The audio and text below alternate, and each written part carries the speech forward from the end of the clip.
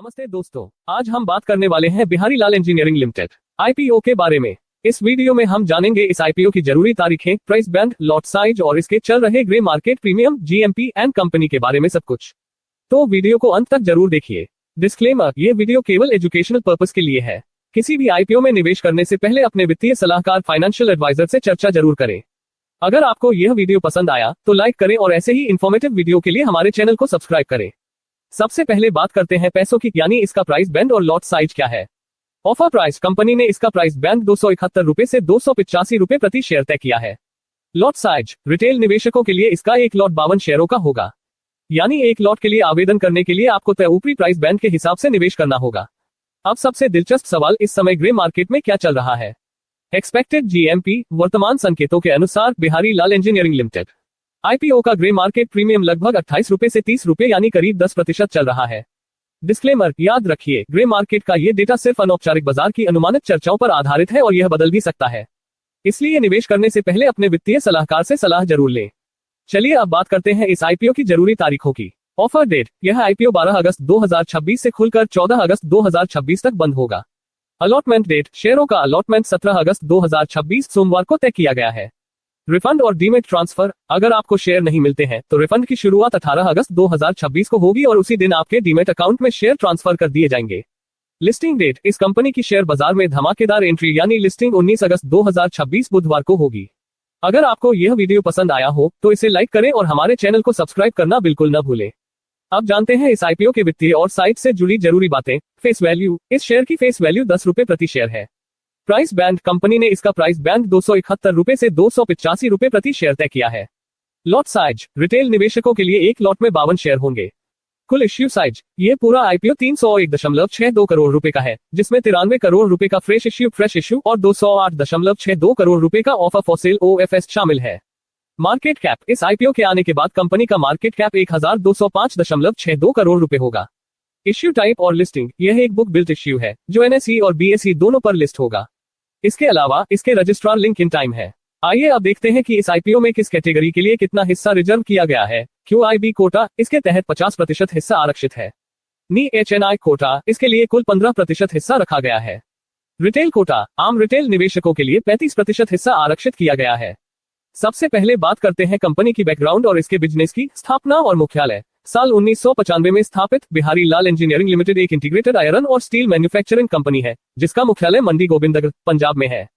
Promoters, इस company को इसके अनुभवी promoters Prakash Chand Garg chairman, Rajesh Garg, Dinesh Garg managing director, Lovlish Garg और भुवनेश गर्ग द्वारा संचालित किया जाता है, जिनके पास स्टील इंडस्ट्री में 2 दशकों से अधिक का अनुभव है। डिविजन्स और प्रोडक्ट्स, कंपनी मुख्य रूप से 2 integrated divisions steel melting shop SMS और फाउंड्री डिवीजन और रोलिंग मिल डिवीजन के जरिए मैन्युफैक्चरिंग करती है। इसका प्रोडक्ट पोर्टफोलियो बहुत बड़ा है, जिसमें मेटल रोल 500 किलो से 20 मीट्रिक टन तक के विशेष इंजीनियरिंग कास्टिंग्स और कार्बन व स्टेनलेस स्टील बार शामिल है। Client base, company automobile, infrastructure, power, mining और एरोस्पेस जैसे विभिन्न सेक्टरों को अपनी सेवाएं देती है। इसके शीर्ष 10 कस्टमर्स के साथ औसतन 6 साल के लंबे संबंध रहे हैं। कर्मचारी, 31 मई 2026 तक कंपनी के पास कुल 1026 कर्मचारी हैं, जिसमें 667 स्थायी कर्मचारी और 359 कॉन्ट्रैक्ट वर्कर शामिल हैं। कंपनी मंडी गोविंदगढ़ में अपनी उत्पादन क्षमता बढ़ाने के लिए एक तीसरी मैन्युफैक्चरिंग फैसिलिटी का निर्माण भी शुरू कर चुकी है। आइए अब नजर डालते हैं कंपनी के वित्तीय प्रदर्शन फाइनेंशियल्स पर, जो किसी भी निवेश के लिए सबसे जरूरी होते हैं। रेवेन्यू, वित्त वर्ष 2026 में कंपनी का ऑपरेशन से कुल रेवेन्यू 5,340 रुपए और 25 पैसे मिलियन रहा। मुनाफा, EBITDA और पट, इस दौरान कंपनी का EBITDA 1013 रुपीज एंड 28 पैसे मिलियन और प्रॉफिट आफ्टर टैक्स पट 646 रुपए और 36 पैसे मिलियन दर्ज किया गया। कंपनी का EBITDA मार्जिन 18.97%, पट margin 12.10%, return on capital employed 27.11% और रिटर्न ऑन इक्विटी 23.60% रहा। कुल नेटवर्थ 3060 रुपए और 99 पैसे मिलियन है। मार्केट पोजीशन, इंडस्ट्री रिपोर्ट्स के अनुसार ये कंपनी भारत के सबसे बड़े मेटल रोल प्रोड्यूसर्स में से एक है, जो 2026 में कुल राष्ट्रीय मांग का अनुमानित 10.00% से 11.5% हिस्सा पूरा करती है। करते हैं प्रमोटर होल्डिंग की शेयर होल्डिंग। आईपीओ से पहले प्रमोटर्स के पास 88.51% हिस्सेदारी थी, जो आईपीओ के बाद घटकर 70.84% रह जाएगी।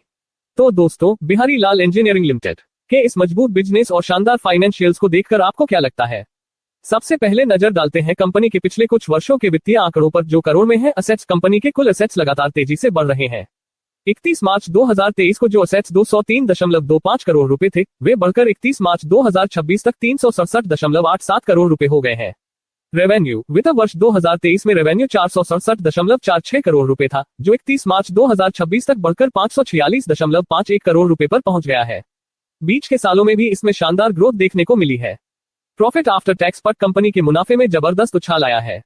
साल 2023 में जो मुनाफा सिर्फ 28.80 करोड़ रुपए था, वह वित्तीय वर्ष 2026 में दोगुने से ज्यादा होकर 64.63 करोड़ रुपए हो गया है।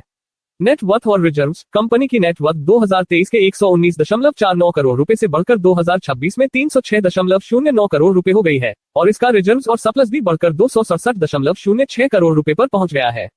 कुल कर्ज टोटल बोरोइंग सबसे अच्छी बात यह है कि कंपनी लगातार अपना कर्ज कम कर रही है। साल 2023 में जो कुल कर्ज 63.64 करोड़ रुपए था, वह घटकर 31 मार्च 2026 तक मात्र 17.77 करोड़ रुपए रह गया है। आइए अब बात करते हैं कंपनी के कुछ मुख्य फाइनेंशियल रेशियोज और वैल्यूएशंस की, जो इसकी मजबूती को दर्शाते हैं। रो और रोस कंपनी का रिटर्न ऑन इक्विटी 23.60% और रिटर्न ऑन कैपिटल एम्प्लॉयड 27.11% है, जो काफी बेहतरीन माना जाता है। डेब्ट टू इक्विटी कंपनी का डेब्ट टू इक्विटी रेशियो सिर्फ 0.06 है, यानी कंपनी लगभग कर्ज मुक्त नियरली डेट फ्री होने की राह पर है। मार्जिन और वैल्यूएशन कंपनी का पट मार्जिन 12.10% और पीबीवी प्राइस टू बुक वैल्यू 3.63 है।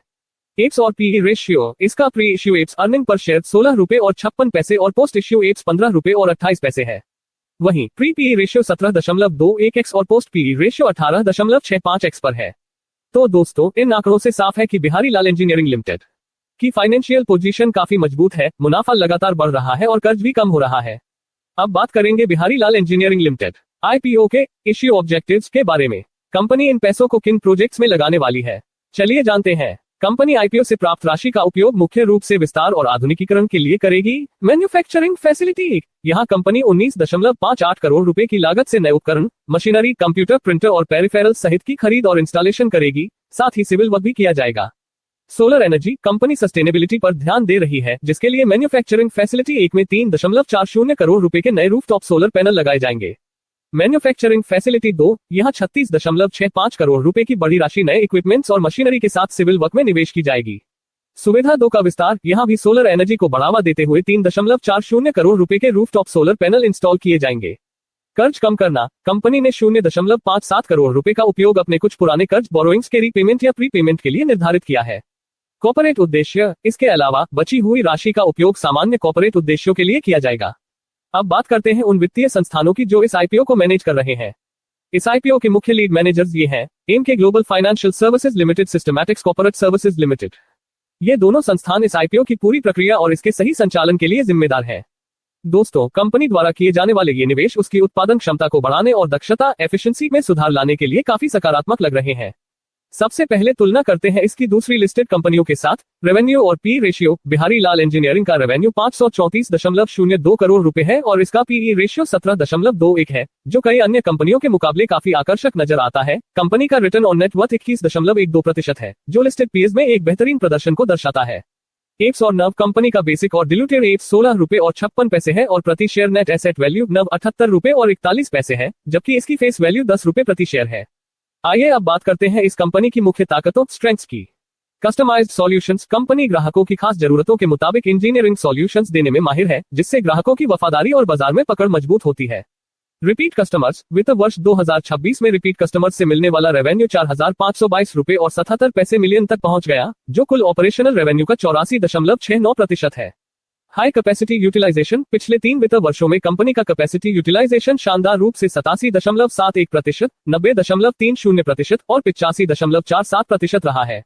मजबूत ऑर्डर बुक 31 मई 2026 तक 1,785 रुपए और 69 पैसे मिलियन की मजबूत ऑर्डर बुक कंपनी के भविष्य के रेवेन्यू की मजबूत विजिबिलिटी देती है। एडवांस टेक्नोलॉजी स्टील की शुद्धता और क्वालिटी सुधारने के लिए कंपनी ऑर्गन पर्जिंग और वैक्यूम डिगासिंग जैसी आधुनिक तकनीकों का इस्तेमाल करती है। ताकत के साथ साथ इसमें कुछ जोखिम रिस्क भी हैं, जिन्हें जानना आपके लिए बहुत जरूरी है। कस्टमर कॉन्सेंट्रेशन शीर्ष 10 ग्राहकों से कंपनी को वित्त वर्ष 2026 में 38.00% रेवेन्यू मिला है और लंबे समय के अनुबंधों लॉन्ग टर्म कॉन्ट्रैक्ट्स की अनुपस्थिति इन्हें खोने का जोखिम पैदा करती है। सेक्टर पर निर्भरता कंपनी मुख्य रूप से ऑटोमोबाइल और इंफ्रास्ट्रक्चर सेक्टर पर निर्भर है, इसलिए इन सेक्टरों में मंदी आने पर कंपनी को बड़ा झटका लग सकता है। कच्चे माल की लागत कुल खर्च का 61.02% हिस्सा कच्चे माल का है। माल मिलने में देरी या कीमतों में बढ़ोतरी सीधे तौर पर मुनाफे को प्रभावित करती है। ट्रेड रिसीवेबल्स वित्त वर्ष 2000 में बकाया ट्रेड रिसीवेबल्स 957 रुपए और 74 पैसे मिलियन तक पहुंच गए हैं और ग्राहकों से पेमेंट मिलने में देरी कैश फ्लो को प्रभावित कर सकती है। स्टील कीमतों में उतार चढ़ाव। स्टील इंडस्ट्री की कीमतें काफी वोलेटाइल होती हैं और कीमतों में गिरावट वित्तीय परिणामों पर बुरा असर डाल सकती है। तो दोस्तों, कंपनी के पास मजबूत फंडामेंटल्स और ऑर्डर बुक जैसी ताकतें हैं, तो वहीं सेक्टर की निर्भरता और कच्चे माल की लागत जैसे जोखिम भी है। किसी भी फैसले से पहले अपनी खुद की रिसर्च जरूर करें। अगर आपको ये डिटेल्ड वीडियो पसंद आया हो तो लाइक करें और हमारे चैनल को सब्सक्राइब करना न भूलें। मिलते हैं अगली वीडियो में। धन्यवाद। बकाया ट्रेड रिसीव